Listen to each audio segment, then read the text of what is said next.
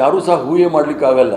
ಅದರ ಮೇಲೆ ಗಾಯದ ಮೇಲೆ ಉಪ್ಪು ಹಾಕೋ ರೀತಿಯಲ್ಲಿ ಇವರು ಪರೀಕ್ಷೆ ಪೇ ಚರ್ಚಾ ಅಂಥೇಳಿ, ಪ್ರಧಾನಮಂತ್ರಿಗಳು ಪರೀಕ್ಷೆ ಪೇ ಚರ್ಚಾ ಅಂಥೇಳಿ ಚಾಯ್ ಪೇ ಚರ್ಚಾ ಆಯಿತು, ದೇಶವನ್ನು ಅಧೋಗತಿಗೆ ತಂದಿದ್ದಾರೆ. ಪರೀಕ್ಷೆ ಪೇ ಚರ್ಚಾ ಅಂಥೇಳಿ ಒಂದು ಡಿಗ್ರಿ ಮಾಡಿಲ್ಲ, ಫೇಕ್ ಸರ್ಟಿಫಿಕೇಟ್ ಇಟ್ಕೊಂಡು, ಡಿಗ್ರಿ ಸರ್ಟಿಫಿಕೇಟ್ ಇಟ್ಕೊಂಡು ಪರೀಕ್ಷಾ ಪೇ ಚರ್ಚಾ ಅಂಥೇಳಿ ಮಕ್ಕಳ ಮೇಲೆ ಯಾವ ರೀತಿ ಪರಿಣಾಮ ಬೀಳ್ತಾ ಇರೋದನ್ನು ಸಹ ನೋಡ್ತಾ ಇಲ್ಲ. ಭಾರತ ದೇಶ ಒಂದು ಭವಿಷ್ಯ ಒಂಥರ ಅಪಾಯದಲ್ಲಿದೆ. ಯಾಕಂದರೆ ಮಕ್ಕಳ ಭವಿಷ್ಯ ಉಜ್ವಲವಾದರೆ ಮಾತ್ರ ಭಾರತ ದೇಶದ ಭವಿಷ್ಯವೂ ಸಹ ಉಜ್ವಲವಾಗುತ್ತೆ ಅನ್ನೋದು ನಾನು ಹೇಳಲಿಕ್ಕೆ ಇಚ್ಛೆ ಬೀಳ್ತೇನೆ.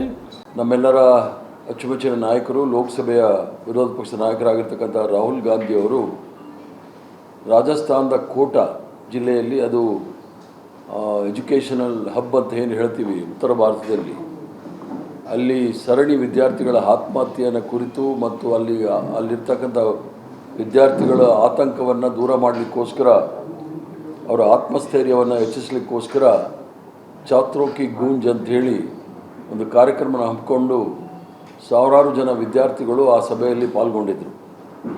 ಛಾತ್ರೋ ಕಿ ಗೂಂಜ್ ಹಿಂದಿಯಲ್ಲಿ ಹೇಳಿದ್ರೆ ಕನ್ನಡದಲ್ಲಿ ವಿದ್ಯಾರ್ಥಿಗಳ ಧ್ವನಿ ಅನ್ನೋ ವಿಚಾರದಲ್ಲಿ ಅವರು ಭಾಳ ಸ್ಪಷ್ಟವಾಗಿ ಕೆಲವು ವಿಚಾರಗಳನ್ನು ಹೇಳಿದ್ದಾರೆ.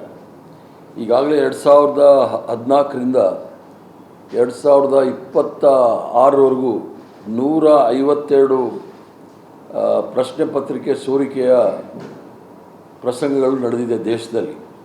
ಅದರಲ್ಲೂ ಸಹ ಉತ್ತರ ಭಾರತದಲ್ಲಿ ನಡೀತಕ್ಕಂಥ ಈ ಒಂದು ಪ್ರಶ್ನೆ ಪತ್ರಿಕೆ ಸೋರಿಕೆಯಿಂದ ಒಬ್ಬ ಸಾಮಾನ್ಯ ವಿದ್ಯಾರ್ಥಿಗಳ ಭವಿಷ್ಯ ಆತಂಕದಲ್ಲಿದೆ ಅನ್ನೋದು ಯಾರಿಗೂ ಸಹ ಹೇಳಬೇಕಾದಿಲ್ಲ. ಈ ಎಲ್ಲ ಪ್ರಶ್ನೆ ಪತ್ರಿಕೆ ಸೋರಿಕೆ ಭಾರತೀಯ ಜನತಾ ಪಾರ್ಟಿ ಸರ್ಕಾರಗಳೆಲ್ಲೆಲ್ಲಿದೆ ಅಲ್ಲೇ ಆಗ್ತಾ ಇರ್ತಕ್ಕಂಥದ್ದು ನೋಡಿದಾಗ ಅದರ ಫಲಾನುಭವಿಗಳು ಭಾರತೀಯ ಜನತಾ ಪಾರ್ಟಿಯ ನಾಯಕರ ಮಕ್ಕಳೇ ವಿನಃ ಬೇರೆ ಯಾರೂ ಅಲ್ಲ. ಅದು ಮಹಾರಾಷ್ಟ್ರ ಇರ್ಬೋದು, ರಾಜಸ್ಥಾನ ಇರ್ಬೋದು, ಮಧ್ಯಪ್ರದೇಶ ಇರ್ಬೋದು, ಗುಜರಾತ್ ಇರ್ಬೋದು, ಎಲ್ಲ ಕಡೆಯೂ ಸಹ ಪ್ರಶ್ನೆ ಪತ್ರಿಕೆ ಸೋರಿಕೆಯಲ್ಲಿ ಪೊಲೀಸರು ವಶಪಡಿಸ್ಕೊಂಡಿರ್ತಕ್ಕಂಥದ್ದೆಲ್ಲ ಸಹ BJPಯ ನಾಯಕರ ಮಕ್ಕಳ ವಶದಲ್ಲಿರ್ತಕ್ಕಂಥದ್ದು.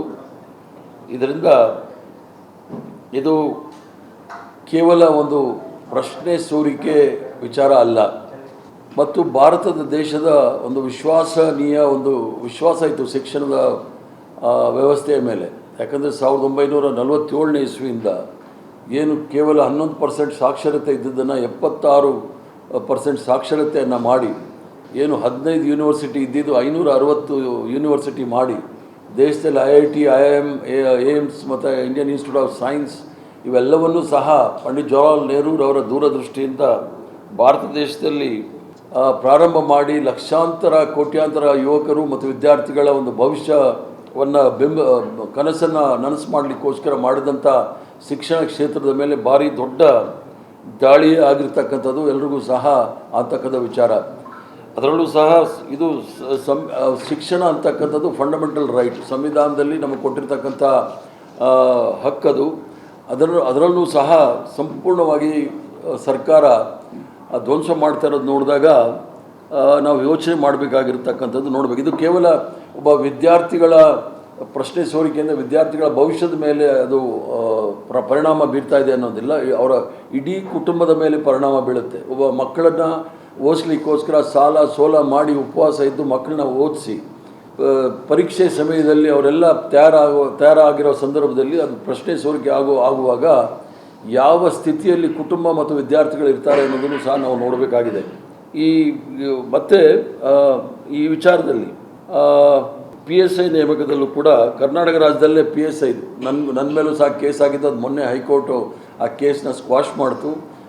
ಎಲ್ಲಿ ಭಾರತೀಯ ಜನತಾ ಪಾರ್ಟಿ ಸರ್ಕಾರ ಬರುತ್ತೆ ಅಲ್ಲಿ ಪ್ರಶ್ನೆ ಸೋರಿಕೆ ಆಗ್ತಕ್ಕಂಥದ್ದು ನಾವು ನೋಡಿದಾಗ ಇವರಿಗೆ ಪ್ರಶ್ನೆ ಸೋರಿಕೆ ಮತ್ತು BJPಗೆ ಏನು ಸಂಬಂಧ ಅನ್ನೋದು ಭಾಳ ಮುಖ್ಯ. ಈ ಒಂದು ವಿಚಾರದಲ್ಲಿ ಸುಮಾರು 152 ಬಾರಿ ಪ್ರಶ್ನೆ ಪತ್ರಿಕೆ ಸೋರಿಕೆ ಆದಾಗ ವಿದ್ಯಾರ್ಥಿಗಳ ಮೇಲೆ ಯಾವ ರೀತಿ ಅವರ ಆತ್ಮವಿಶ್ವಾಸವನ್ನು ಕಳ್ಕೊಂಡಿದ್ದಾರೆ ಅನ್ನೋದು ನೋಡಿದಾಗ ಯಾರೂ ಸಹ ಊಹೆ ಮಾಡಲಿಕ್ಕಾಗಲ್ಲ.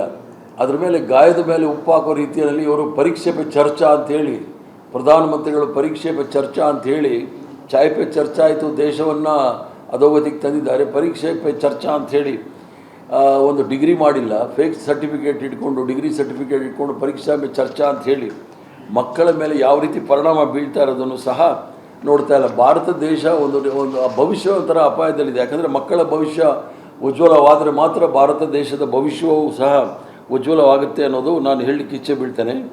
ನಾವು ಕೇಳ್ತಕ್ಕಂಥ ಕೆಲವು ಪ್ರಶ್ನೆಗಳು ನರೇಂದ್ರ ಮೋದಿಯವ್ರ ಸರ್ಕಾರಕ್ಕೆ ಕಳೆದ 10 ವರ್ಷದಲ್ಲಿ ಎಷ್ಟು ಪ್ರಶ್ನೆ ಪತ್ರಿಕೆ ಸೋರಿಕೆ ಆಗಿದೆ, 152 ಪ್ರಶ್ನೆ ಪತ್ರಿಕೆ ಸೋರಿಕೆ ಆಗಿರ್ತಕ್ಕಂಥದ್ರ ಬಗ್ಗೆ ತನಿಖೆ ಆಗಿದೆಯಾ, ತನಿಖೆ ಆದ ನಂತರ ಆ ವರದಿಯ ಪ್ರಕಾರ ಎಷ್ಟು ಜನಗಳ ಮೇಲೆ ಕ್ರಮವನ್ನು ತೆಗೆದುಕೊಂಡಿದ್ದೀರಿ, ಶಿಕ್ಷೆ ಆಗಿದೆ, ಎಷ್ಟು ಜನ ಸಂಚುಕೋರರು ಜೈಲಿಗೆ ಹೋಗಿದ್ದಾರೆ, ಅದು ಆದ್ರೂ ಸಹ ಪದೇ ಪದೇ ಯಾವ ರೀತಿ ಈ ಘಟನೆ ಯಾಕೆ ನಡೀತಾ ಇದೆ ಅನ್ನೋದನ್ನು ಪ್ರಧಾನಮಂತ್ರಿಗಳು ಹೇಳಬೇಕಾಗತ್ತೆ. ಈ ಪ್ರಶ್ನೆ ಸೋರಿಕೆ ಮಾಡ್ತಕ್ಕಂಥ ಘಟಾನುಘಟಿಗಳಿಗೆ ರಕ್ಷಣೆ ಯಾರು ಕೊಡ್ತಾ ಇದ್ದಾರೆ ಅನ್ನೋದನ್ನು ಸಹ ಪ್ರಧಾನಮಂತ್ರಿಗಳು ಹೇಳಬೇಕಾಗತ್ತೆ. ಶಿಕ್ಷಣ ಸಚಿವರಿಗೆ ನೇರವಾದ ಪ್ರಶ್ನೆ ಏನು ಅಂದರೆ, ಸಂಪೂರ್ಣ ಶಿಕ್ಷಣ ವ್ಯವಸ್ಥೆ ದೇಶದಲ್ಲಿ ಕುಸಿತಾ ಇರೋ ಸಂದರ್ಭದಲ್ಲಿ ಇವ್ರಿಗೇನಾದರೂ ಜ್ಞಾನ ಇದೆಯಾ, ಅದರ ಅರಿವಿದೆಯಾ ಅನ್ನೋದನ್ನು ಕೇಳಲಿಕ್ಕೆ ಇಚ್ಛೆ ಬಿಡ್ತಾನೆ. ಈ ಶಿಕ್ಷಣ ಪ್ರಶ್ನೆ ಸೋರಿಕೆ ಶಿಕ್ಷಣ ಇಲಾಖೆಯ ವಿಚಾರವ ಅಥವಾ ಇವ್ರದ್ದು ವೈಯಕ್ತಿಕವಾದ ವಿಚಾರ ಅನ್ನೋದು ಗೊತ್ತಾಗ್ತಾ ಇಲ್ಲ. ಶಿಕ್ಷಣ ಸಚಿವರು ಯಾಕೆ ವಿದ್ಯಾರ್ಥಿಗಳ ಜೊತೆ ಬಂದು ಮಾತಾಡ್ತಾ ಇಲ್ಲ, ಇವೆಲ್ಲವೂ ಸಹ ನೋಡಿದಾಗ ಇವರು ನೈತಿಕ ಹೊಣೆ ಹೊತ್ತು ಶಿಕ್ಷಣ ಸಚಿವರು ರಾಜೀನಾಮೆ ಕೊಡೋದು ಒಳ್ಳೆಯದು ಅಂಥೇಳಿ ನನಗೆ ಅನಿಸುತ್ತೆ. ನಾವಾದರೂ ಕೇಳೋದಿಷ್ಟೇ, ಒಂದು ಗಂಭೀರವಾದ ತನಿಖೆ ನಡೀಬೇಕಾಗಿದೆ ಈ ಒಂದು ಪ್ರಶ್ನೆ ಪತ್ರಿಕೆ ಸೋರಿಕೆಯಲ್ಲಿ. ದೇಶದಲ್ಲಿ ನಡೆದಿರುವ ಎಲ್ಲ ಪ್ರಶ್ನೆ ಪತ್ರಿಕೆ ಸೋರಿಕೆ ಪ್ರಕರಣಗಳ ಬಗ್ಗೆ ಸುಪ್ರೀಂ ಕೋರ್ಟ್ ನಿವೃತ್ತ ನ್ಯಾಯಮೂರ್ತಿಗಳ ನೇತೃತ್ವದಲ್ಲಿ ಸ್ವತಂತ್ರ ರಾಷ್ಟ್ರೀಯ ತನಿಖೆ ನಡೆಯಬೇಕು. ಯಾವ ರಾಜಕೀಯ ಪ್ರಭಾವವೂ ಇರಬಾರದು. ತಪ್ಪಿತಸ್ಥರಿಗೆ ಶಿಕ್ಷೆ ಆಗಬೇಕೆಂಬುದು ನಮ್ಮ ಮೂಲಕ ಒತ್ತಾಯಿಸ್ತಾ ಇದ್ದೇನೆ. ಕಾಂಗ್ರೆಸ್ ಪಕ್ಷದ ಹೋರಾಟ ಯಾವುದೇ ಒಂದು ಪರೀಕ್ಷೆಗಾಗಿ ಅಲ್ಲ, ಕೋಟ್ಯಾಂತರ ವಿದ್ಯಾರ್ಥಿಗಳ ಭವಿಷ್ಯಕ್ಕಾಗಿ ನಾವು ಮಾಡ್ತಕ್ಕಂಥದ್ದು. ಯಾಕಂದರೆ ನಮ್ಮೆಲ್ಲರ ಅಚ್ಚುಮೆಚ್ಚಿನ ನಾಯಕಿ ಸೋನಿಯಾ ಗಾಂಧಿಯವರು ಸಹ 2004ರಲ್ಲಿ ಪ್ರಧಾನಮಂತ್ರಿ ಆದಾಗ ಸರ್ವ ಶಿಕ್ಷಾ ಅಭಿಯಾನವನ್ನು ತಂದು ಇದು ಕಾರ್ಯಕ್ರಮ ಅಲ್ಲ ಕಾನೂನು ಮಾಡಿದ್ರು. ಮಕ್ಕಳಿಗೆ 1ನೇ ಕ್ಲಾಸಿಂದ 12ನೇ ತರಗತಿವರೆಗೂ ಸಹ ಉಚಿತ ಶಿಕ್ಷಣ, ಅದು ಫಂಡಮೆಂಟಲ್ ರೈಟ್ ಅಂಥೇಳಿ ತೋರಿಸ್ಕೊಟ್ಟವರು. ಆದ್ದರಿಂದ ನಮ್ಮದು ಇಷ್ಟೇ ಸರ್ಕಾರಕ್ಕೆ ಹೇಳೋದು, ವಿದ್ಯಾರ್ಥಿಗಳ ಭವಿಷ್ಯದ ಜೊತೆ ಆಟ ಆಡಬೇಡಿ, ಚೆಲ್ಲಾಡಬೇಡಿ. ಅವರಿಗೆ ಒಂದು ನಿರ್ದಿಷ್ಟವಾದ ಒಂದು ಭರವಸೆಯನ್ನು ಕೊಟ್ಟು ಅವರ ಭವಿಷ್ಯವನ್ನು ಯಾವ ರೀತಿ ಮುಂದೆ ನೋಡಬೇಕು ಅನ್ನೋದನ್ನು ತಾವು ಕೊಡಬೇಕಾಗತ್ತೆ. ಈ ದೇಶದ ಭವಿಷ್ಯ ಯಾವುದಾದ್ರೂ ಗಡಿ ಭಾಗದಲ್ಲಿ, ಪಾಕಿಸ್ತಾನ ಬಾಂಗ್ಲಾದೇಶ್ ಗಡಿ ಭಾಗದಿಂದ ನಿರ್ಧಾರ ಆಗೋದಿಲ್ಲ.